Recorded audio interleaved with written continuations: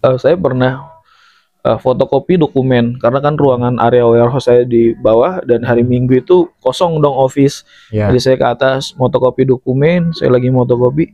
Nah, di situ saya ngelihat di area asbes depan si warehouse-nya ini Mas Gilang itu ada kawanan monyet. Kawanan monyet. Betul, ada kawanan monyet yang saya juga jujur sendiri kaget ya. Kok di pergudangan serapat ini gitu ada monyet dari mana gitu. Pohon pun saya liatin di depan gudang saya nggak terlalu banyak gitu Mas Gilang.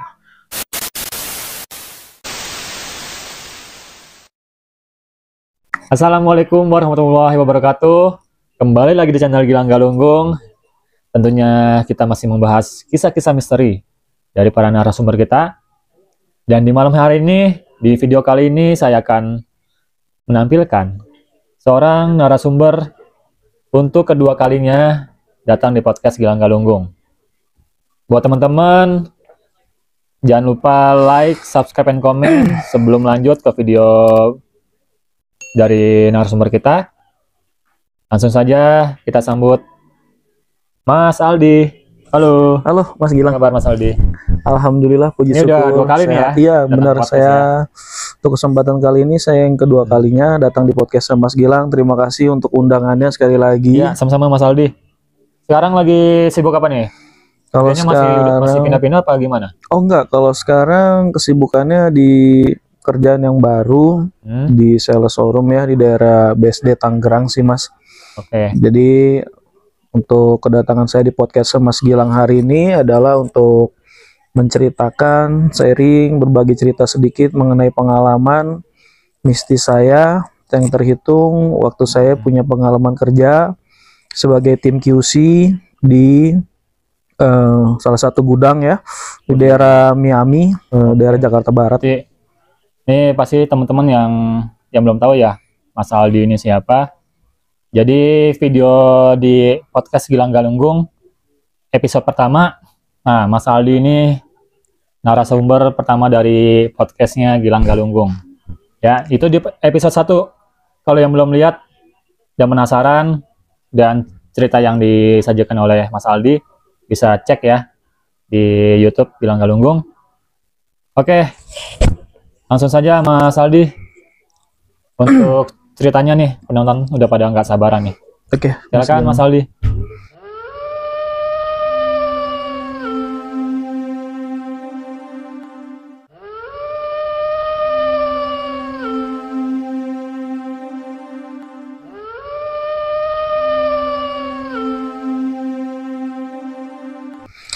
Jadi cerita ini bermula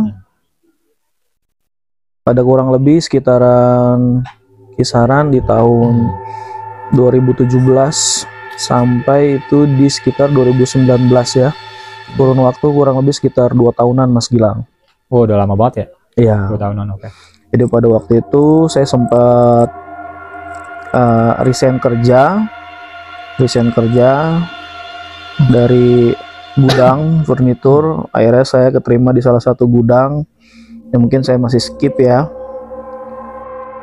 itu di daerah Jakarta Barat, dimana saya mengalami beberapa kejadian mistis, beberapa kejadian yang mungkin di luar nalar ya, yang menurut saya secara pribadi ini juga terjadi sama teman-teman saya di sana Mas Gilang. Itu pada waktu kerja berbarengan. Jadi ketika awal mulanya ketika saya masuk di situ ya, masih awal-awal baru di sana, itu masih biasa lah ya, masih tahap training, kerja, dan juga mungkin adaptasi lah dengan lingkungannya ya, karena ini kan mungkin gudang yang mana basicnya ini bukan basic saya dulu Mas Gilang. Jadi gudang ini ya gudang semua kembali tentang elektrikal ya. Waktu itu sebenarnya saya mau masuk ke bagian tim engineering, tapi dengan achievement atau pengalaman saya di bidang warehouse, jadi keterimanya di bagian warehouse lagi. Pada waktu itu masih bingung kan mau kerja di mana ya. Akhirnya ya saya ambil aja Mas Gilang, daripada nganggur juga kan. Diminum Mas Rodi. Oh ya, makasih Mas Gilang. Jadi pada waktu itu ketika saya kerja, saya berbarengan dengan beberapa karyawan baru ya di sana. Bulan pertama, bulan kedua, bulan ketiga ketika kita bekerja di sana itu berjalan dengan benar-benar lancar lah. Semua training sampai kita lulus dari masa probation itu, sampai pada akhirnya semua anak-anak training itu sudah masuk di kategori karyawan biasa, udah mulai bekerja biasa dari probation ya. Pada waktu itu dari masa training itu hanya satu shift aja tuh Mas Gilang. Jadi dari pagi terus kita masuk dari jam 8 itu kita pulang kurang lebih sekitaran jam 5 sore. Jadi ada overtime training itu di 1 jam. Di situ karena masuk pagi terus pulang sore masih hal wajar lah ya, masih sama seperti pekerja-pekerja lainnya. Ketika probation sudah masuk kurang lebih 6 bulan masa training, kita lulus semua, mulailah di situ ada pembagian shift tuh Mas Gilang. Pembagian shift jadi ada hitungannya 2 shift tuh, dari pagi sampai sore, dari siang masuk ke shift malam pulangnya tuh, dan closing warehouse sampai sekitaran kurang lebih jam 10-an untuk shift 2 ya. Awal mula bekerja sampai lulus masa training di situ semua berjalan lancar sampai pada akhirnya. Nah sebenarnya gini Mas Gilang, ada satu yang ingin saya ceritain. Pada intinya itu semua pekerja di situ sebenarnya nggak ada yang tahu ya kalau anak-anak baru, bahwasannya memang di setiap malam Jumat itu ada dari OB atau cleaning service lah di situ ya, yang biasa menyediakan kayak kita sesajen tuh. Jadi di mana tuh? di depan gudang itu di bagian kanan itu ada tempat buat naruh sesajen. Di situ lengkap. Ada susu, ada kopi hitam, ada teh, ada air putih, kembang 7 rupa, ada pisang juga tuh sesisir. Di awal kan kita sebagai anak baru ya, kayak ya udahlah gitu, nggak perlu tahu juga gitu. Pada intinya ya udah kerja aja lah.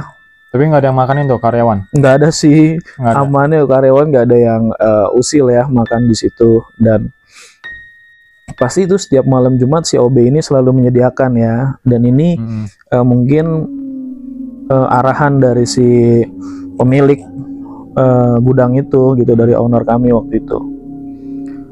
Satu sisi Mas Gilang, jadi di sana itu kita kerja ada beberapa divisi itu Mas Gilang. Ada beberapa divisi di mana ada bagian produksi, ada bagian warehouse buat nyiapin barang-barang kebutuhan produksi, ada juga bagian di mana buat perakitan. Jadi perakitan buat kayak area-area panel listrik gitu. Areanya terpisah ya? Iya, areanya terpisah Mas Gilang. Banyak juga di sana orang-orang lama lah yang udah bekerja ya, di mana orang-orang lama itu di dalam beberapa divisi mereka juga ada sanak saudara yang masuk di situ, ada kerabat, ada mungkin tetangga juga yang mereka masukin. Jadi di sana banyak juga ibaratnya yang masih family lah kita sebutnya di antara karyawan satu sama lainnya Mas Gilang. Jadi awal mula kisah istrinya adalah ketika setiap kali kita di sana itu masuk shift training 2, nah ini mulai kerasanya adalah pasti setiap maghrib itu ketika jam-jam mau istirahat untuk shift 2 itu semua area itu harus dikosongin tuh Mas Gilang. Semua area harus dikosongin dikarenakan memang arahan dari si pemilik dan arahan juga dari si manajer ya, operasional di situ. Kalau jam maghrib itu wajib keluar dari area gudang. Waduh. Itu terserah mau di area kantin atau warung-warung yang ada di depan gudang situ. Setiap hari begitu tuh? Hampir setiap hari. Ini buat berlaku untuk yang shift 2. Jadi dari jam 6 sampai jam 7 kita istirahat. Nanti nyambung lagi dari jam 7 sampai malam itu mulai aktivitas kerja lagi sampai jam 10 Mas Gilang.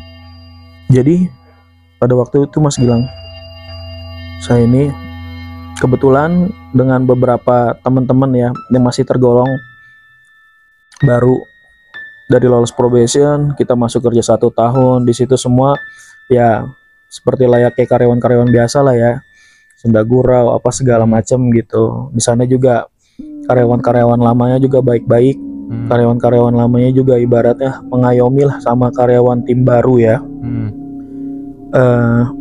Jadi kami juga di sana jujur nyaman gitu dengan pergaulannya ya, meskipun beda usia, mereka jatuhnya banyaknya merangkul ke kami gitu. Terus juga sebenarnya mungkin di sana tuh banyak beberapa secret ya, beberapa rahasia yang mungkin menurut saya itu masih banyak dirahasiakan buat karyawan baru Mas Gilang. Dimana mungkin biar si karyawan-karyawan baru ini tetap betah kerja di sana ya kan, tetap berjalan kerja di sana tanpa harus adanya rasa takut gitu dengan hal-hal mistis.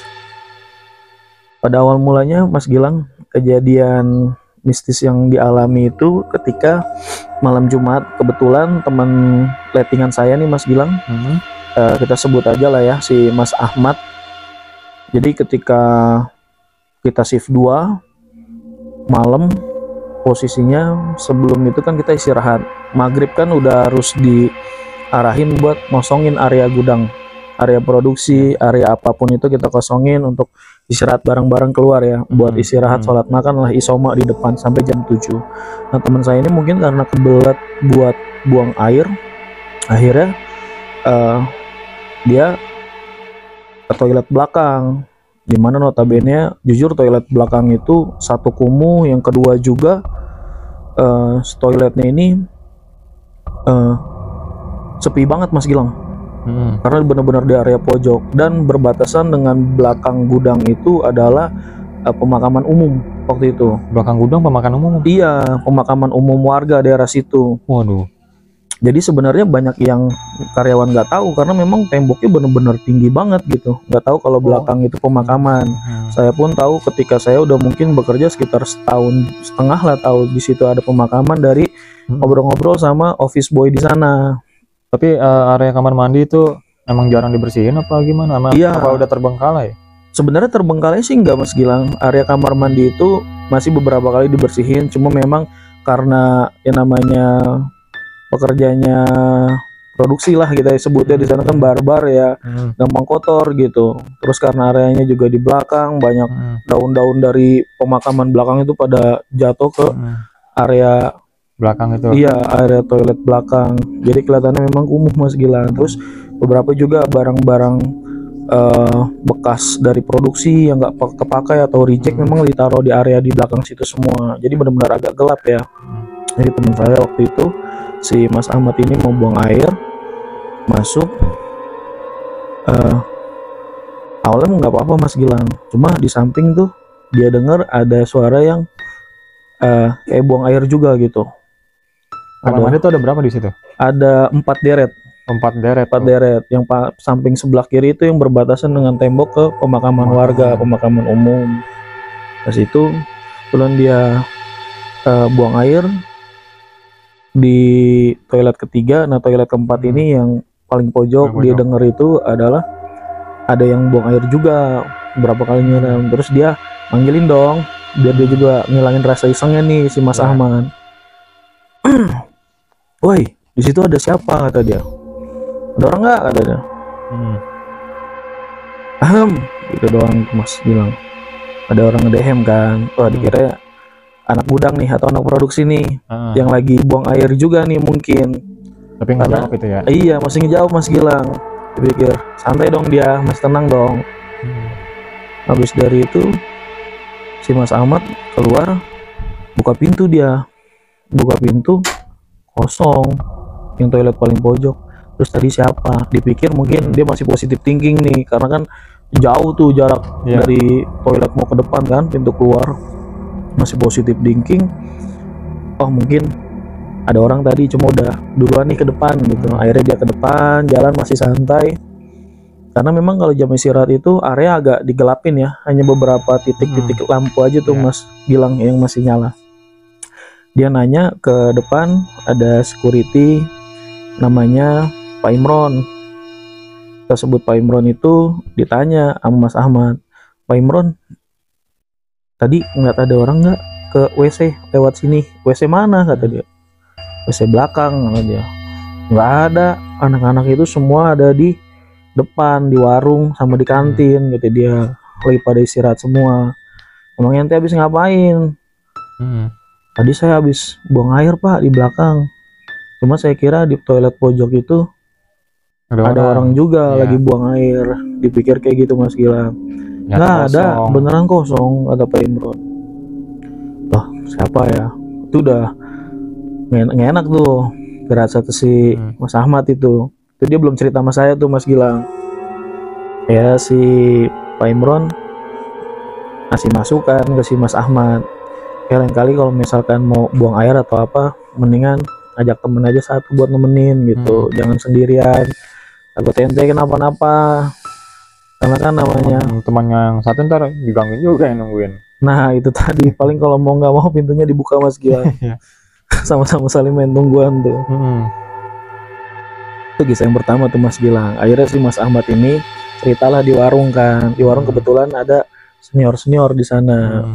Nah dari situ juga si office boy, senior-senior lagi pada ngemil lah kayak kitanya ya di jam istirahat siang itu, jam istirahat siangan jam malamnya pada ngemih di warung. Itu dia cerita, lu lain kali kalau misalkan mau berak nahan aja kata dia, atau kalau enggak lu ngajak temen kek kata dia, atau lu akalin kek, lu ngantongin batu kolar daripada lu maksain sendiri. Dia orang bilang begitu yang senior-seniornya tuh. Saya udah nggak tahan banget bang, pada saya mulas kan berak di celana kata dia. Udah mendingan aja saya paksain kata dia, dipaksain buat berak di toilet belakang, buang air kecil lah ya. Kalau itu dia kemarin buang air besar Mas Gilang. Oh besar. Iya itu agak lama dia, makanya dia pede di belakang itu karena ada suara itu yang pas dilihat udah nggak ada orang. Udah ada orang. Terus baru dari situ ada saya, ada OB cerita di situ, barulah diceritain kalau di belakang tembok warehouse itu, tembok gudang ada adalah pemakaman warga. Dia orang bilang gitu. Wah, juga kau sendiri berarti. Oh iya, dari situ anak-anak yang barunya, karyawan-karyawan baru pada tahu tuh bahwasannya berbatasan dengan gudang tempat kita kerja adalah pemakaman umum warga. Ya kita sih masih numpang-numpang lah ya, ibaratnya Mas Gilang ya, masih ambil sisi positif lah. Itu kejadian yang pertama Mas Gilang. Nah kejadian yang ekstrim menurut saya ini ketika pada waktu itu semua tahu bahwasannya si manajer operasional, si owner itu ada tugas ke dan dinas ke luar kota, dia bilang. Jadi semua serahkan ke supervisor pada waktu itu, supervisor gudang. Nah perginya si owner atau manajer operasional ini banyak juga desas-desus, selentingan kabar bahwasannya ya tanda kutip perginya keluar kotanya itu. Tanda kutipnya ya mungkin orang pada tahu ini tentang maaf ya, hitungannya pesugihan Mas Gilang. Waduh. Iya, hitungannya pesugihan. Si bosnya ini lah ya. Mungkin yang kita juga masih awam lah ya sebagai karyawan baru pada waktu itu Mas Gilang. Jadi kejadiannya Mas Gilang, dilanjutannya ini adalah ketika sudah makan korban Mas Gilang. Sudah makan korban. Saya pernah ceritakan dan bertanya, sharing lah waktu itu ya sama teman-teman saya itu mengenai suguh menyuguh ini nih yang di depan gudang. Saya tanya, karena saya klinik banget nih Mas Gilang, kok ada suguhan setiap malam Jumat gitu, ada 7 rupa, terus ada kembang, ada minuman segala macam lengkap, terus ada pisang juga sekeris. Nah ini buat apa gitu. Nah dari situ beberapa karyawan lama akhirnya buka suara kan mengenai ini nih, makanan kesukaannya monyet, dibilang gitu. Monyet apaan, saya pikir gitu. Ya. Kalau emang mau ngemanin monyet, oh di daerah pergudangan sini ada monyet gitu. Awal saya nggak percaya dong Mas Gilang ya. Kok monyet asli apa gimana nih?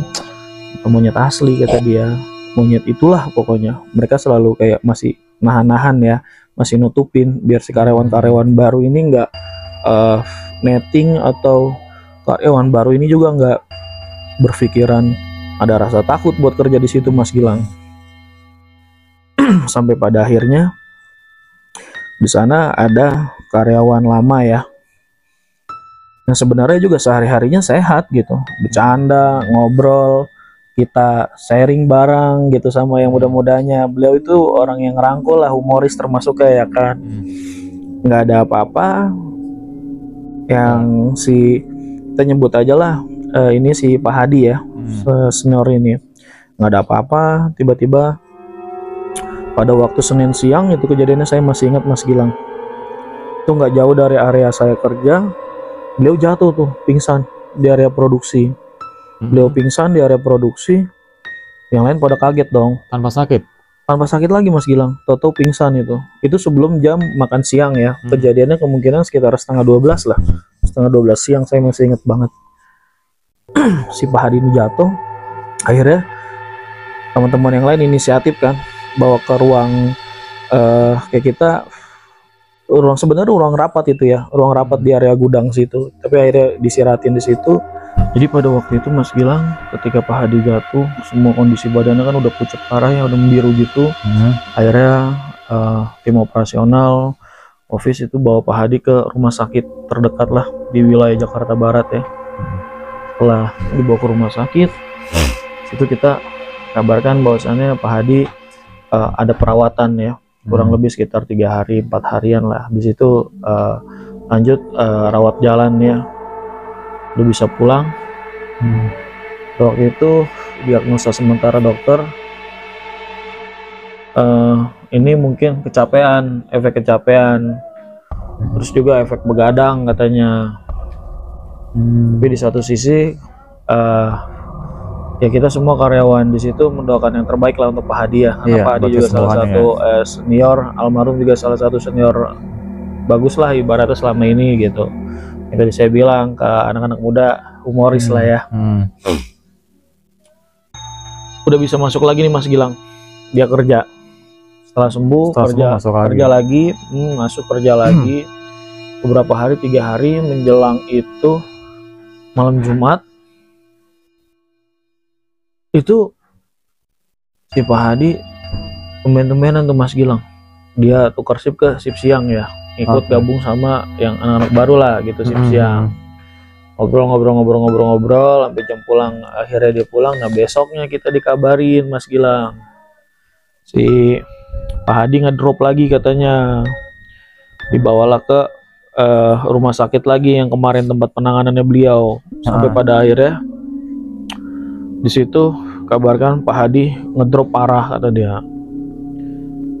Diagnosa dokter sama seperti sebelumnya, kecapean dan nggak ada penyakit yang mungkin penyakit serius lah ya, karena mungkin dari keluarganya Pak Hadi juga kan, karena ada beberapa kerabatnya Pak Hadi ya yang kerja di situ ya. Beliau tuh ya orang yang selama ini ya sehat-sehat aja Mas Gilang gitu, nggak ada permasalahan penyakit yang benar-benar signifikan yang parah gitu, nggak ada. Ngedrop parah sampai akhirnya di hari Minggu pada waktu itu pagi ada kabar duka, Pak Hadi berpulang ya ke rahmatullah. Innalillahi. Berpulang ke rahmatullah. Semua akhirnya dari tim official, warehouse, office, semua produksi kita ke rumah duka, nyelawat pada waktu itu ya. Tutup kisah di situ satu yang kisah selanjutnya di situ ya, kita sebagai karyawan masih berpikirannya oh mungkin ini meninggal secara wajar lah Mas Gilang ya, masih terhitungnya wajar ya, masih dikiranya sakit lah. Iya karena gitu ya. Posisi terakhirnya beliau adalah meninggalnya itu almarhum di rumah sakit, setelah perawatan. malam Jumat minggu depannya Mas Gilang, itu kebetulan saya yang ngalamin sendiri. Ketika mau di jam istirahat, saya terakhir tuh keluarnya Mas Gilang, saya masih ngerekap di warehouse di bagian gudang saya ada area sendiri gitu ya buat ngurusin barang-barang elektrikal di sana. Itu saya ngurusin rekapan, seremeng nggak ya, wangi kembang itu pas maghrib banget, saya ingat wangi kembang. Aduh, dalam hati saya ini ya kata saya. Padahal kalau maghrib itu harusnya dikosongin dulu ya? Harus dikosongin semua, harus keluar Mas Gilang, seperti yang tadi saya bilang. Aduh kata saya, depan kan udah digelapin ya, ruangan saya masih nyala, sama titik di tengah-tengah warehouse itu selalu diterangin memang pada saat jam istirahat ya, ketika anak-anak pada keluar. Dari situ saya mikir kayak, aduh, ini apa iya si almarhum nih lewat tadi, saya pikir gitu. Cuma saya pikir lagi kayak, udah positive thinking. Akhirnya saya buru-buru keluar gudang, saya kunci area kerja saya kabur aja langsung untuk keluar Mas Gilang. Saya nge-es sampai di jam 7 masuk lagi, itu saya lewatin tuh Mas Gilang istirahatnya ya, soalnya saya masih panik kan, tapi saya nggak pernah cerita ke teman-teman yang lain gitu, saya masih keep silent. Saya beraninya ketika ada hal-hal seperti itu saya ceritanya di keesokan harinya Mas Gilang, di besoknya gitu, biar nggak terbawa suasana malam ya. Itu kejadian pertama. Nah, kejadian kedua yang lebih mistisnya ini, yang lebih parahnya lagi adalah menimpa karyawan baru, di mana dia ini satu letting sama saya. Kita sebut aja lah panggilannya si Idan. Kalau saya ditempatin, saya ngelamarnya bareng waktu itu sama beliau Mas Gilang. Jadi si Idan ini ke area produksi, saya ke bagian warehouse gitu. Si Idan pada waktu itu sempat ngobrol-ngobrol gitu. H-2 ya sebelum beliau kecelakaan itu. Ngobrol-ngobrol sama saya, masih sharing-sharing cerita. Dia bilang, gue mau ada rencana mau merit nih kata dia. Cuma ini mungkin mau lamaran dulu nih, mau ngikat nih Al kata dia. Daerah Jawa, kebetulan beliau pulang kampungnya ya. Ya bagus lah kata saya, lu kalau udah ada niatan baik ya semoga dikasih kelancaran sama Allah Subhanahu Wa Taala. Saya bilangnya gitu Mas Gilang. 2 hari habis cerita itu harusnya memang kita masuk shift siang Mas Gilang. Dia produksi shift siang, saya warehouse yang buat prepare barang-barang mereka orang produksi. Saya juga harusnya masuk siang juga tuh Mas Gilang. Tapi si Dan ini ternyata dia tuker shift, karena pada waktu kejadian itu sebelumnya dia emang ngomong sama mandor gudang, dia ini mau beli cincin, mau beli jewelry itu buat nanti di persiapan lamaran di Jawa. Di satu sisi ketika dia udah ngobrol-ngobrol sama mandor, pulang lah nih si Idan. Itu jarak keluar dari gerbang pergudangan kami ke sebelah kiri nggak jauh lah, mungkin sebelum 1 kilometer. Nah itu si Idan mengalami kecelakaan Mas Gilang. Innalillahi. Kebetulan dia bawa motor nggak pakai helm, ke serempet dari samping sama kontainer. Jadi serempet dari samping kontainer, nyeplos lah ke kolong kontainer itu, sempat kelindes. Itu saya benar-benar kaget itu. Itu saya jujur agak sedikit kagetnya, karena 2 hari sebelumnya itu saya masih bersengkrama lah dengan dia ya, almarhum itu masih ngobrol gitu, dengan memang ada rencana baik dia gitu untuk pasangannya nanti. Saya dikabarin, saya waktu itu masih di kerjaan tuh sama teman-teman yang baru-baru lah ya, masih 1,5 2 tahun di situ. Si Idan kecelakaan katanya, dibawa ke rumah sakit dia dari Jakarta Barat. Pikir saya nggak MD Mas Gilang, masih aman lah ya, masih cuma mungkin keserempet atau halnya ya kesenggol doang lah gitu. Tapi om saya sebagai salah satu senior karyawan di situ ngedeketin saya, ngasih kabar bahwasanya Idan parah katanya. Dia MD di tempat, terus nggak lama kebetulan ada polisi dan ambulan yang lewat bantu buat evakuasi, dibawa ke rumah sakit. Jadi meninggalnya tuh di area biasa kita jalur truk-truk kontainer besar semua di situ, keluar pintu gudang.